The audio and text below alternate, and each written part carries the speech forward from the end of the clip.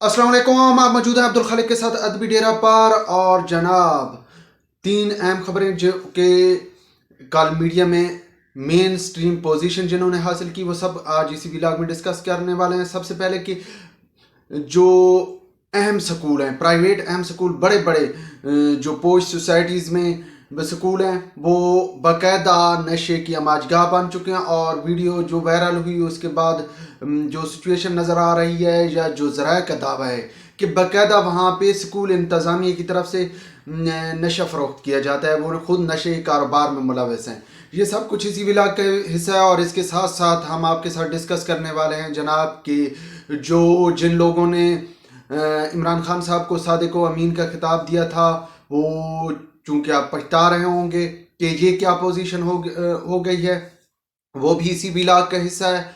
और साथ साथ में आखिर में जनाब आपके साथ डिस्कस किया जाएगा कि वेंटिलेटर की पे मौजूद मईशत को ने $1 अरब की जो है बाहर से लग्जरी चीज़ें मंगवाई हैं। वो सब कुछ क्यों मंगवाया गया है, पाकिस्तानी इंडस्ट्री क्यों जवाल के शिकार है, ये भी इसी व्लॉग का हिस्सा है। तो व्लॉग के साथ जुड़े रहिएगा। और अगर आपने अभी तक यूट्यूब चैनल अदबी डेरा को सब्सक्राइब नहीं किया तो वो भी सब्सक्राइब कर लें। और अदबी डेरा फेसबुक पेज को भी लाइक करना ना भूलिएगा। जनाब, कल से एक वीडियो गर्दिश कर रही थी कि तीन लड़कियों ने एक लड़की को जो है वो बालों से पकड़ रखा है और अपने पाँव के नीचे दे रखा है, यानी कि उसे कुचलने की पोजीशन में। और वजह क्या है कि उसे कह रही है कि आप भी नशा करेंगी।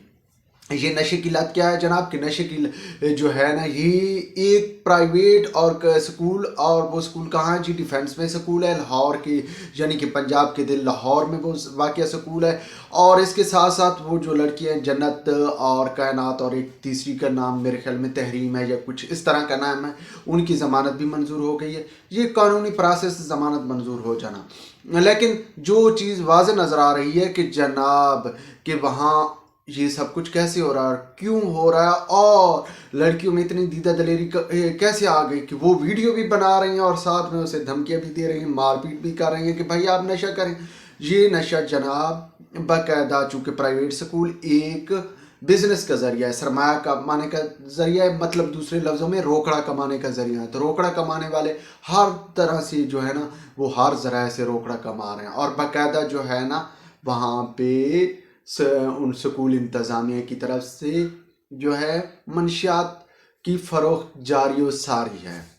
और अगर यहाँ पे सिविल सोसाइटी उठे, वो लोग जो इन स्कूलों में अपने बच्चों को पढ़ा रहे हैं, वो अगर आएँ और बाकायदा इसकी जो है तहकीकात करवानी चाहिए, अदालती तहकीकात होनी चाहिए। और जो स्कूल प्रिंसिपल है, भाई मामला ऐसे नहीं है कि वो लड़की इस तरह आ जाए कि वो कह रही हूँ जब ये फर्स्ट टाइम होगा, इससे पहले भी ऐसे मामला होते रहे होंगे। हम तो उधर जाते नहीं हैं, जो हमें मालूम हो, वगरना वहाँ ऐसी चीज़ें ज़रूर होती रही होंगी। इसलिए अगर जो है ये वाक़या सिविल सोसाइटी जो है वो इस बात की चाहती है कि वो उनके बच्चे सेफ़ रहें या इस तरह के हालात ना हों, तो जनाब इसके लिए जो है बाकायदा एक कमेटी होनी चाहिए और वो तहकीकात करे।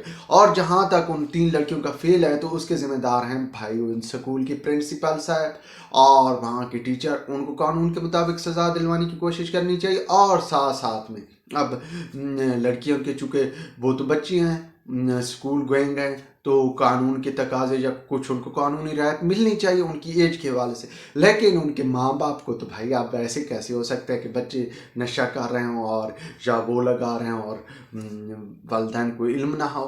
तो इसलिए उनकी सज़ा उनके वालिदैन को ज़रूर मिलनी चाहिए। और हमारे छोटे महाराज, जो पंजाब के छोटे महाराज साहब हैं, जनाब मोहन सिलाई साहब ने भी ट्वीट की और कहा है कि जी देखिए ये हालात हो चुके हैं, यानी कि उनका लुबाब ये था। और उन बच्चियों को अगर सज़ा दी जाती है, उनके साथ के जो है वो जेलों में जाएंगी या वहाँ पोजीशन उनके लिए बुरी होगी, तो भाई बाकी ये बात बुरी है। लेकिन हम कह चुके हैं कि उनकी सज़ा उनके वालिदैन को, उनकी माँ को, उनके बाप को और साथ में उनके टीचर्स को और उस स्कूल प्रिंसिपल को देनी चाहिए जनाब। लेकिन ये है कि महाराज साहब ने ये अर्ज साथ में कर देते कि जनाब अगर किसी गरीब का बच्चा हो तो उसके साथ क्या कानून करता है।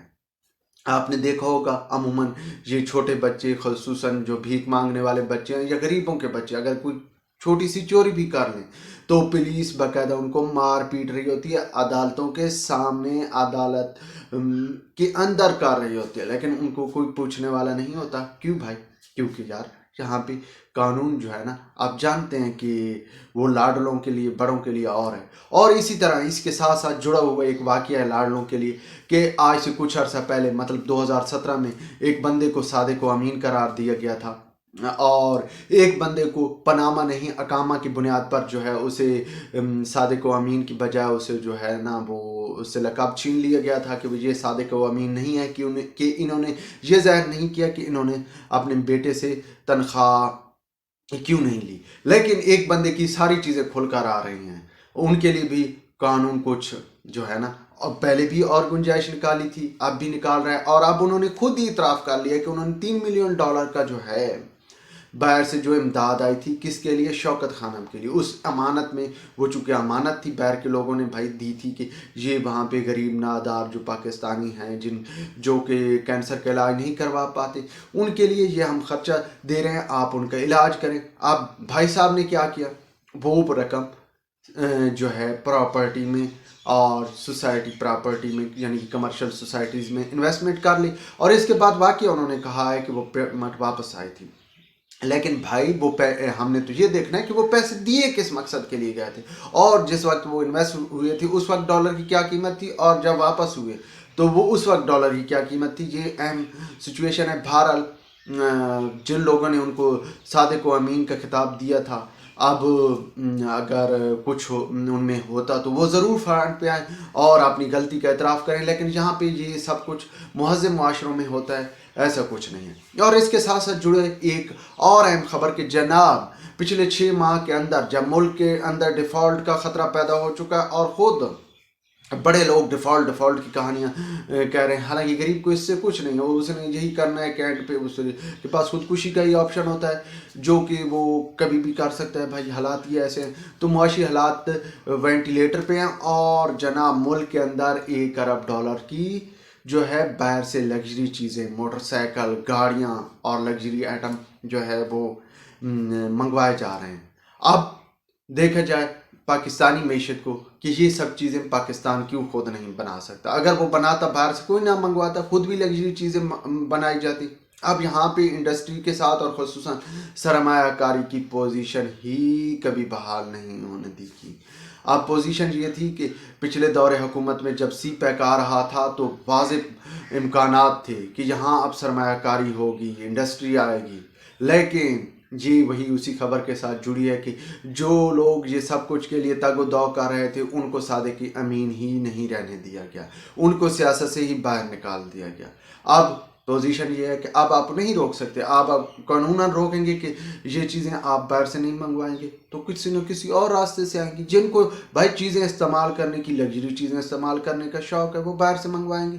لیکن اس کے ساتھ ساتھ کہ ابھی چونکہ وینٹیلیٹر پہ ہیں تو گورنمنٹ کو اس پہ ایک باقاعدہ پلان ترتیب دینا چاہیے، اور جو لوکل سرمایہ کار ہیں ان کے ساتھ بیٹھک کر کے بھائی ترتیب دیں کہ آپ ملک کے اندر سرمایہ کاری کریں، اور ان کی حفاظت کے لیے آپ فرنٹ پہ آئے، سرمایہ کار کو جو ہے تحفظ دیں. تو یہ پوزیشن ہے بھائی. لیکن دیکھتے ہیں کہ حالات نہیں سدھرنے والے، کیونکہ یہاں جس معاشرے میں قانون سب کے لیے برابر نہ ہو، وہاں حالات بہتر نہیں ہو سکتے. ویورز، اب تک کے لیے اتنا ہی کافی. مزید کسی ولاگ کے ساتھ دوبارہ ملاقات ہوگی، تب تک کے لیے خدا حافظ.